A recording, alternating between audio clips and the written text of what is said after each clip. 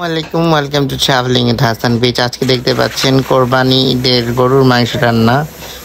বড় একটি হাঁড়িতে কোরবানি গরুর মাংস রান্না চলছে। এই রান্নার প্রধান কারিগর ফখরুল ভাই আজকে রান্নার দায়িত্ব নিয়েছেন, বস্তির কাজ করছেন এবং তিনি রান্নার জন্য সমস্ত প্রসেস শুরু করে দিয়েছেন।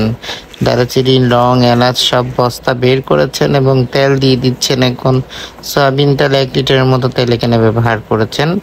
এখানে প্রায় 25 কেজির মতো মাংস আছে। এই মাংসে 1 লিটার তেল উনি দিয়েছেন, সাথে সরিষার তেলও দিয়েছেন 2 কাপের মতো। তারপরে একে একে মশলাগুলো দিয়ে দিচ্ছেন, সবগুলো বিদেশি মশলা, লং, দালচিনি, এলাচ, গোলমরিচ সবগুলো দিচ্ছে। মাংসগুলো আমরা কিন্তু একদম মাংসের মধ্যেই সবগুলো দিয়ে দিবেন আপনারা, সুন্দর একটি ফ্লেভার পাবেন খাওয়ার সময় এবং খেতেও কিন্তু দারুণ মজা হয়েছিল রান্নাটা।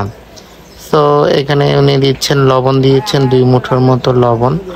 তারপর ওই যে বাকি মশলাগুলো তেজপাতা থেকে শুরু করে সব দেওয়া শেষ। এখন হচ্ছে পোস্ত বাটা দিচ্ছে।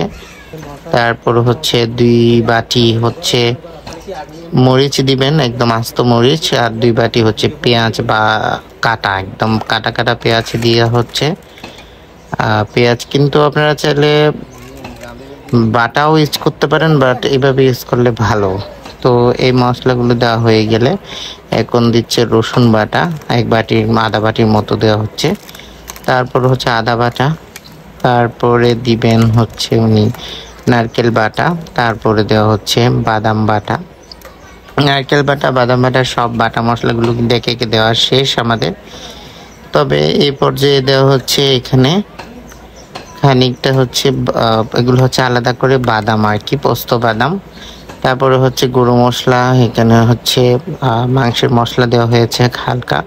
তারপরে হলুদ, মরিচ এগুলো দেওয়া হবে। এই মুহূর্তে একটু নেড়াচড়ে দেওয়া হচ্ছে, কারণ একটু নাড়া দিয়ে দিলে মশলাগুলো ভালো করে হবে। তারপর আস্ত 1 বাটি হচ্ছে টমেটো। আর এদিকে হুজুররা চলে আসছেন, সবাইকে বসিয়ে রাখবেন এবং কথা বলছেন নাস্তা করে দেওয়ার জন্য। এখন বাটিতে কাঁচামরিচ, হলুদ, তারপরে হচ্ছে ধনিয়ার গুঁড়ো সবগুলো পরিমাণ মতো 4 চামচের মতো করে উনি নিয়েছেন।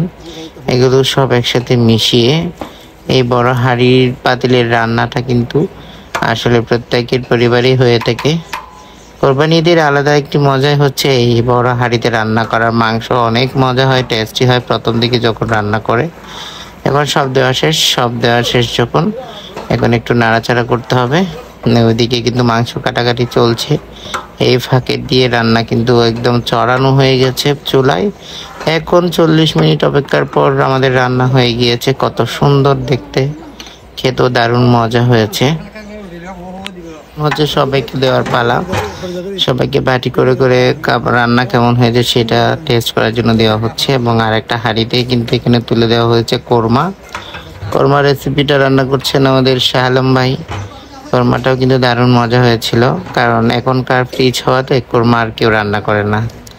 যাই হোক, গরুর মাংস দিয়ে রুটি খাওয়াটা ট্রেন্ডিং, ঐতিহ্যটা ধরে রাখার জন্য এখন গরুর মাংস দিয়ে রুটি খাওয়া শুরু।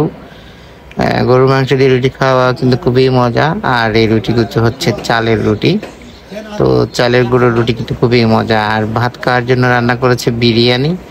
এটা কি বিরিয়ানি বলবো জানি না, এই বিরিয়ানি দিয়ে গরুর মাংস খেতে কিন্তু দারুণ মজা হয়েছে।